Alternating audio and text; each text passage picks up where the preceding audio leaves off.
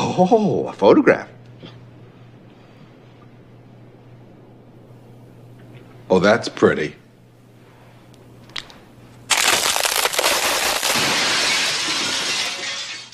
Detective Wachowski. Hello. After my video on Addams Family reunion earlier this month, I got a lot of requests to look into some of the forgotten chapters of the Munsters franchise as well. Unlike the Addams Family, however, the Munsters have had much more seemingly forgotten sequels, remakes, and reboots than I have time to fully cover. It seems like after its cancellation in 1966, not a decade has gone by where there hasn't been some attempt to recapture the success of the original series. Most famously, there was a theatrical film in 1966 titled Munster Go Home, which is actually pretty enjoyable. Then there was an animated special in 1973, and another TV movie in 1981, which would mark the last appearance of the original series actors.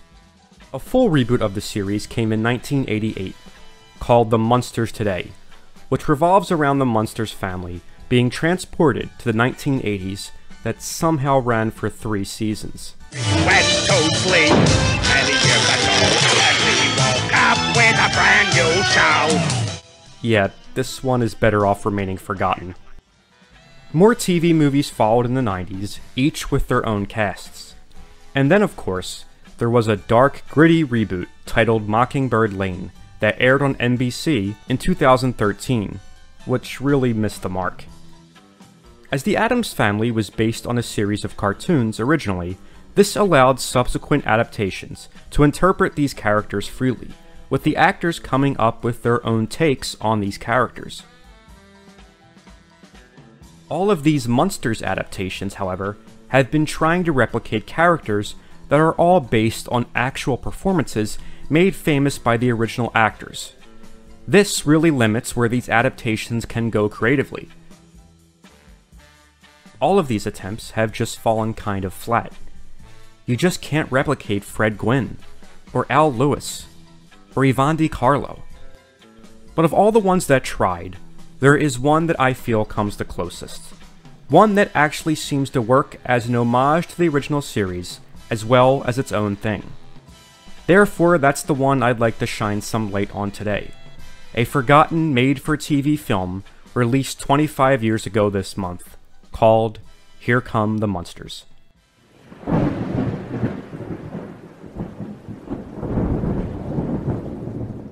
Here Come the Munsters first aired on Fox on October 31st, 1995, and it hasn't really been seen much since. I first saw this film during one of its many airings on the Encore movie channels in the early 2000s, and I have always been fond of it. Perhaps it's because I grew up watching it, or perhaps it was a much-needed palate cleanser after the fever dream that is the Munsters today. We're the Munsters! We're the Munsters! But I think the real reason I remember it is because of its perfect casting. Herman, do you really want Eddie to grow up being tormented for the rest of his life?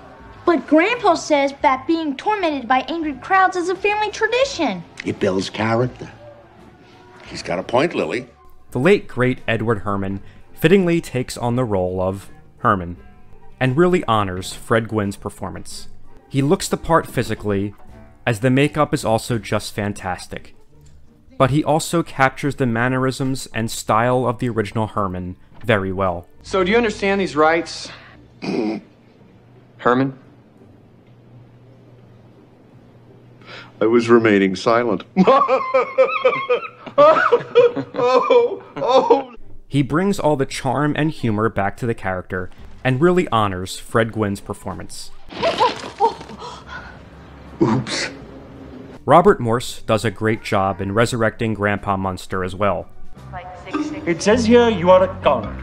Yes, Count Dracula from Transylvania. I just flew in. Boy, and my arm's tired. Like I haven't heard that joke before. Joke? And Christine Taylor makes for the perfect Marilyn, much like she did for the role of Marcia Brady in the series of films I'm bound to come back to at a later date. Veronica Hamill makes for a fitting Lily, as does Eddie's actor. But Herman, Morse, and Taylor really shine in their roles here. It seems you're just not suited to working with the public. According to your aptitude test, you're best suited for terrorizing villagers. Do you get much call for that? No. The Internal Revenue Service pretty well has that covered. But while all these performances are pretty faithful to the original Munsters canon, the plot basically resets most of the story from the original show. In this version, the Munsters flee their home in Transylvania after being pursued by an angry mob. I think we should stay. I don't see any reason to leave. Yeah!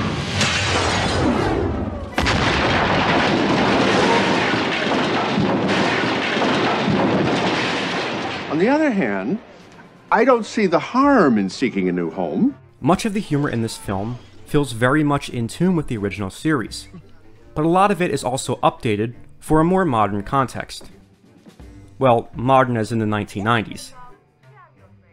The Munsters head to America to live with Marilyn, who in this story is Herman's niece instead of Lily's. Her father is Mr. Hyde, which actually makes a lot of sense as it explains why Marilyn doesn't look quite like the rest of the Munsters.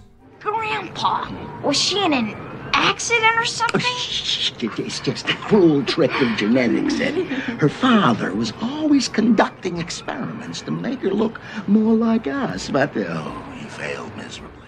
The plot, which revolves around the Munsters' quest to find the missing Mr. Hyde and revive Herman's sister, is mostly just an excuse for some fish-out-of-water antics. But I'd be lying if I said I don't enjoy them. They'll be able to find me a job.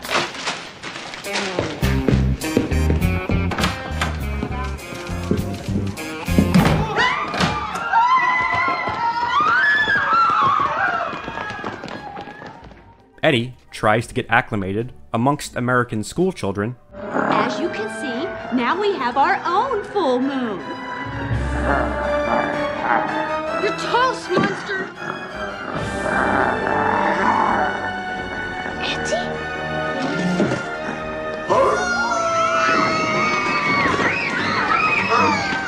Lily socializes with the suburban housewives. Oh, I see you have a son too. Is he a little monster like my Charlie? Absolutely. You know they must get together and chase cars. And Herman gets a job as a waiter, where he serves a table of familiar-looking faces. Good afternoon. My name is Herman. I'll be your waiter. May I take your order, please? Are you from Connecticut? Part of me might be. Seeing Al Lewis here almost makes me wish he had gotten to play Grandpa Munster one more time in this film. But I do understand this movie's need to feel like its own thing. I still say he looks very familiar. It's just so surreal to see the original Munsters together with this new Herman. And I'm sure it was surreal for them to be a part of it as well. It makes me wish Fred Gwynne had been there too, but Edward Herman truly brings him justice, even when faced with the pressure of acting alongside the original Munsters. I'd like to have the hamburger deluxe. No lettuce, no sauce, and no bun. That's just a piece of meat. Yes, and I like it rare. Bloody rare. Grandpa, stop it. The rest of the plot revolves around the Munsters solving the mystery of Hyde's disappearance. It turns out that Hyde is now a politician, appropriately named Brent Jekyll, who, get this, is running on a platform to remove foreigners from America. You'll have to excuse Eddie. He's new to this country. This is exactly the kind of problem that I'm trying to combat. We must ensure that foreign influences do not infiltrate the American way of life. He was actually sabotaged and transformed from Hyde to Jekyll, an effort to bring forward a politician without a past with whom people would listen to. It's a ridiculous plot for sure, but it works in the context of the Munsters universe. Naturally, the Munsters save the day and reunite the family. After first airing on Fox in 1995, this film seems largely forgotten. which is a real shame because it's one of the only Munsters reboots that actually has a heart and tries to be respectful of the original brand and performances. The fact that all of the surviving original Munsters cast members appear really solidifies this. You're fired! Oh, that's too bad. I like that boy's style. It's never even gotten a VHS or DVD release here in America, which I'm guessing has something to do with rights, despite the fact that its sequel movie is available on DVD. But we'll come back to this one in a couple of months. Here Come the Munsters is no better or worse than most of the other 90s classic TV movie remakes. And even though it makes plenty of changes to the Munsters canon, they all basically advance the story and add much more depth to the Munsters lore.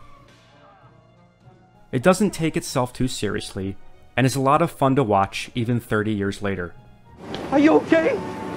Well, I'm fine, thank you. If you can find a copy, check out this forgotten chapter in the Munsters franchise.